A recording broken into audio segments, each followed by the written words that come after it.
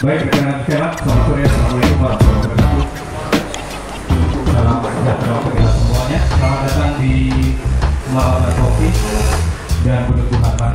Hari ini satu kesempatan bagi kita untuk bersama-sama berkumpul di tempat ini, karena jujur untuk Kota Tarakan, ini adalah sebuah kesempatan yang sangat berharga sekali, karena seperti yang rekan-rekan ketahui bahwa Malabar Coffee Borneo Cupping Trip ini dimulai dari Tarakan. Berikutnya besok beliau akan menuju ke Bero, Sangatta, Tenggarong, dan terakhir adalah Kota Balikpapan. Jadi ini adalah kota pertama di mana tim dari Malabar Mountain Coffee melaksanakan trip, dan pada sore hari ini bertemu dengan kita semuanya dari Malabar Mountain Coffee yang maksud saya yang dipimpin oleh Pak Slamet Prayoga. Itu nama di KTP, Mas, tapi nama artisnya, nama yang sering terdengar adalah Pak Yoga. Sebab kalau Mas atau rekan-rekan menyebutkan Slamet Prayoga, terlalu banyak Slamet Prayoga, tapi Pak Yoga Malabar hanya satu-satunya di dunia, itu Pak. Baik, dengan hormat saya undang Pak Yoga untuk ke depan sini untuk bersama-sama saya. Saya perkenalkan, inilah Pak Yoga, dan jujur kami dari Malabar Cafe, beliaulah inspirator kami, beliaulah yang menyebabkan kami punya seperti ini, bukan hanya di sini, di sana, di mana-mana, berkat beliau. Kemungkinan kalau kita tidak ketemu beliau, tidak akan ada Malabar Coffee seperti ini, Pak. Jadi sekali lagi, Kopi Nusantara dijawab jaya. Kopi Nusantara, jaya. Kopi Nusantara, jaya. Kopi Nusantara, jaya. Terima kasih. Pertama-tama saya ucapkan terima kasih kepada Malabar Cafe. Apakah Tarakan siap? Langsung dijawab siap. Dilanjutkan oleh Bang Ucam, ya. Mana tadi Bang Ucam? Oke, Bang Ucam langsung menyambutnya. Langsung saya berkomunikasi, dan seharusnya bulan kemarin karena satu dan lain hal kami tidak dapat. Silaturahmi ini saya tidak sendiri. Saya pertama didampingi oleh Ananta Prasowo yang saat ini mana Ananta? Ananta Prastowo. Itu yang hitam botak. Dia saat ini sedang menekuni Q grader dan roastery. Jadi dia Q grader juga dan roaster juga. Selanjutnya Ignatius Boy Kurniawan, karena dia harus nyoblos dulu, dia baru datang nanti malam. Seandainya nanti malam ada tempat teman-teman yang ingin dikunjungi oleh kita untuk bersilaturahmi, insya Allah kalau ada waktu kami siap. Mudah-mudahan beliau nanti malam ada. Terus saya juga didampingi oleh teman-teman yang lain. Ada Ikma, dia barista saya yang kebenaran waktu pertama kali budidayanya, mungkin kalau budidaya saya ambil gampang-gampangan aja lah. Kalau biji dilempar, dikasih air, pasti tumbuh dan pasti berbuah kalau dirawat. Hanya itu ilmunya. Kebelakangan di tahun 2013 itu kopi di Indonesia sangat hancur sekali. Harga kopi cherry, biji kopi cherry itu hanya dihargai Rp1.750 per kilogram, ongkos metik 1.500. Petani tidak mendapatkan apa-apa. Berangkat dari situ, petani banyak yang frustasi. Ini adalah pembibitan kami yang mudah-mudahan pada bulan Maret bulan depan ya, kita sudah melakukan penanaman lagi seluas 20 hektar. Lanjut. Nah, ini pembibitan ya. Kenapa saya harus berbicara sampai dari sini? Ini ada di Bener Meriah. Jadi kami dengan istri berdua berangkat ke Bener Meriah hanya untuk membeli mencari benihnya. Jadi betul-betul kami memilih dari biji-biji kopi pilihan. Yang kami pilih di sini ada G1 dan G2 atau Tim-Tim dan Bor-Bor.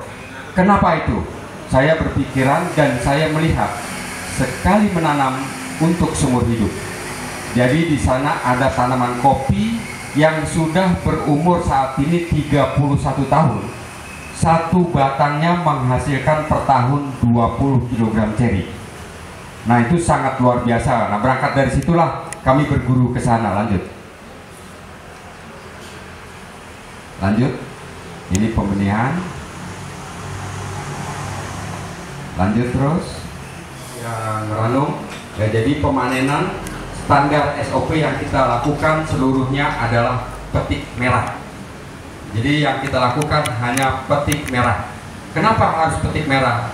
Karena sekecil apapun kami akan memproduksi atau membuahkan suatu hasil yang bisa menjaga konsistensi daripada rasanya.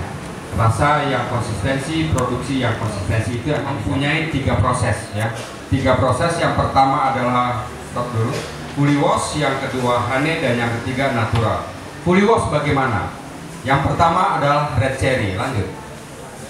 Setelah itu dilakukan perambangan. Yang ngambang dibuang karena diyakini kalau yang ngambang pasti kurang baik, pasti jelek. Lanjut.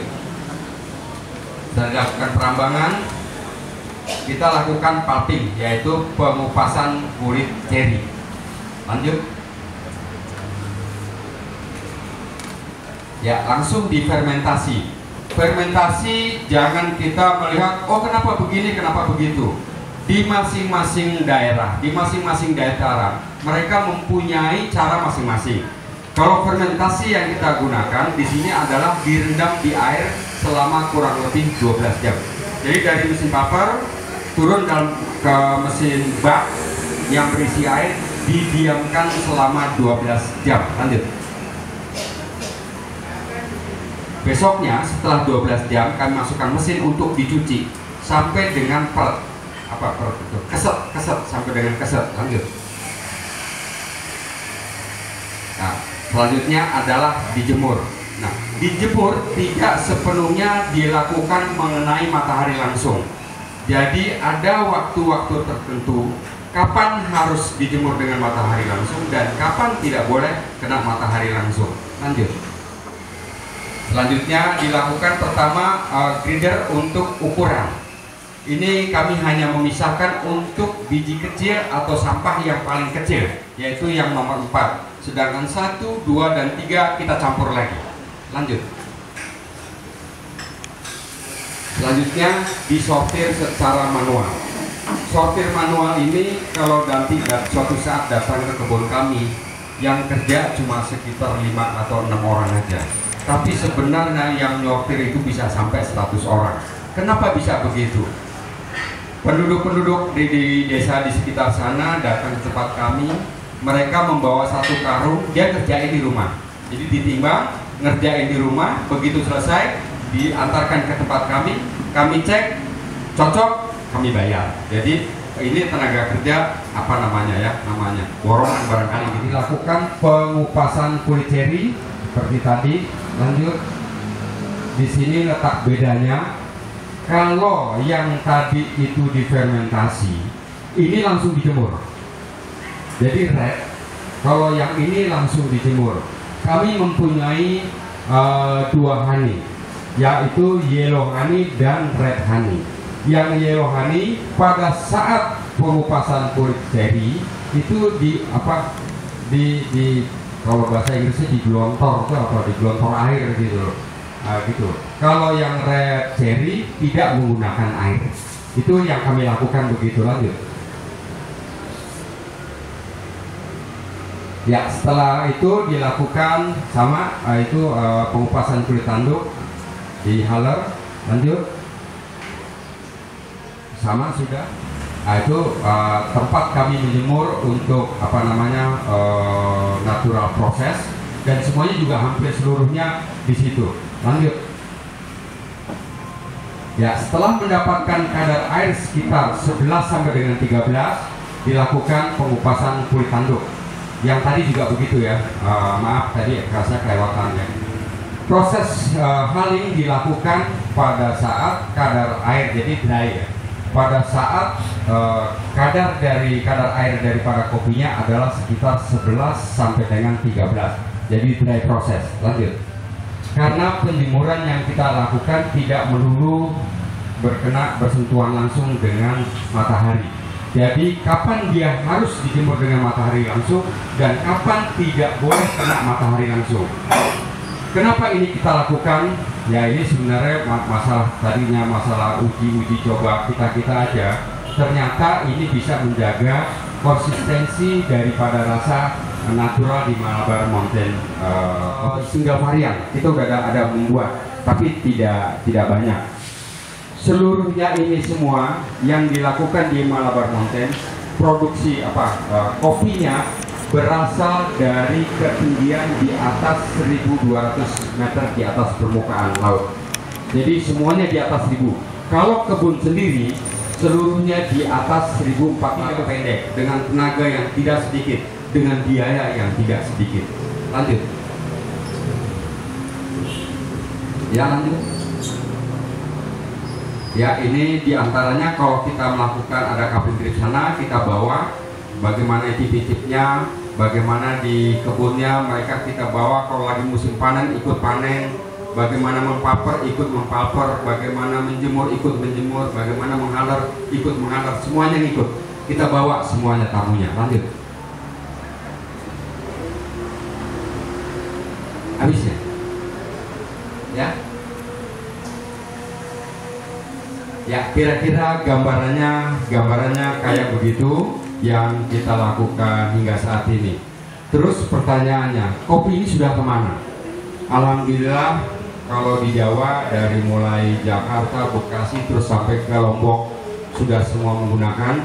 Bahwa Bang Ucam kalau nggak salah kemarin ada ke Solo, ada kemana nanya begitu ya, ada Malabarnya juga. Nah, untuk di Kalimantan Timur dari Berau sampai Balikpapan sudah, di Banjarmasin juga sudah ada, di ujung Pandang juga sudah ada, sampai di Medan tempatnya kopi alhamdulillah Malabar Mountain sudah ada.